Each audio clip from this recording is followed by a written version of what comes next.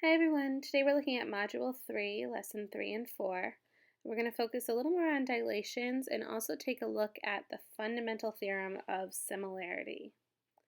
So as we start, we want to look at some properties of dilations that are fairly straightforward, but we just want to make sure that we reiterate that these are actually true things. You're used to the properties of transformations, which basically says we can map lines to lines, segments to segments, rays to rays, etc. Dilations will also map circles to circles and ellipses to ellipses. Now remember, a circle is equidistant from the center all the way around. An ellipse is more similar to what we think of as an oval or an egg shaped. And we want to think about when we're magnifying a shape or making it larger with a scale factor. Let's say, for example, we use a scale factor of 2. We would double its size. We could always go back to the original size of the shape, in this case by using a scale factor of 1/2, or by taking whatever scale factor r that we initially used and reverse it by using the reciprocal of 1/r. So in order to undo a scale factor r, we would use 1/r. Now we want to think about choosing points in terms of actually creating a dilation.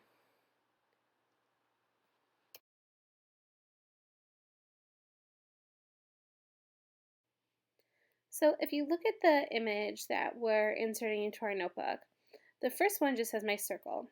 The second one has a circle with 3 vectors, and the third one has a circle with lots and lots of vectors going through point O.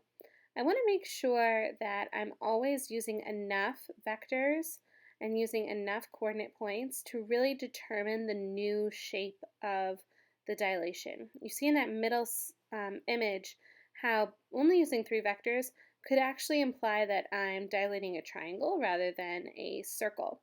So I want to make sure I use plenty of coordinate points in order to really get an accurate dilation each time. Now we're going to move on to Module 3, Lesson 4. And I'm going to start by inserting this example that I have here that we're going to use to experiment a little bit with the fundamental theorem of similarity.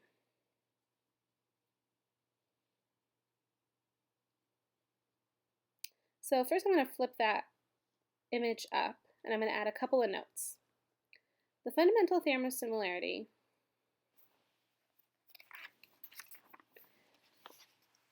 basically tells us that given a dilation with a center O and a scale factor of r,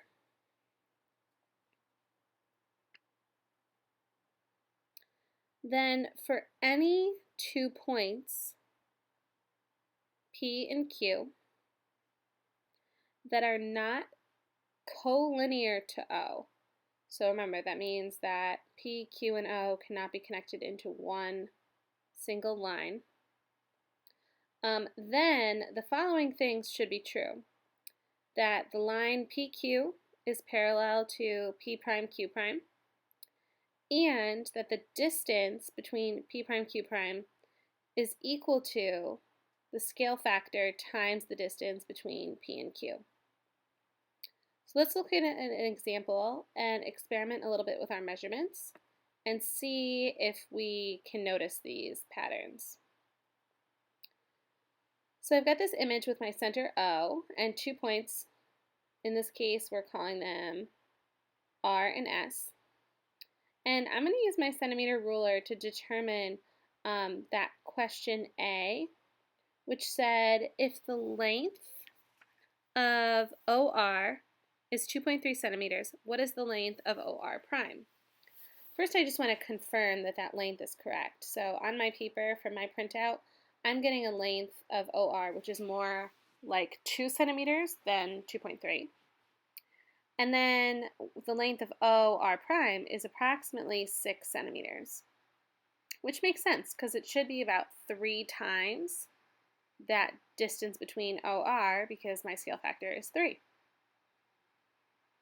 I'm doing a similar process with letter B, just confirming the distance between OS and then OS prime. Letter C says connect the point R to the point S and R prime to S prime. What do we know about these two lines? Now, what I have here is something that looks like two parallel lines. So I'm going to drop down these little lines and check that across the length of those two segments, they're equidistant, so that they are, in fact, parallel. So we're saying those two lines look parallel, and then the lines are approximately 3 centimeters apart in all locations, which means RS is parallel to R prime S prime. And then letter D says, what's the relationship between the length of segment RS and the length of segment R prime S prime? And we realize that they do in fact meet that criteria given to us by the fundamental theorem of similarity, which says the length of RS is equal to 3 times the length of R prime S prime. So just by using a ruler, we were able to make simple observations and confirm those statements made by the FTS.